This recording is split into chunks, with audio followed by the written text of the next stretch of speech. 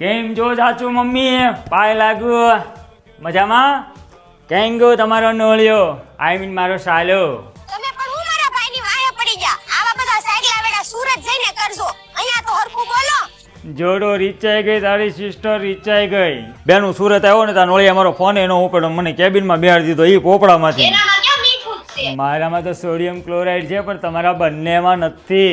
ચાચુ mummy આ બંનેને સમજાવી દેજો. મારો હેન્ડ બેન્ડ ઉપડી જશે ને તો 32 32 બેના બહાર આવી જશે.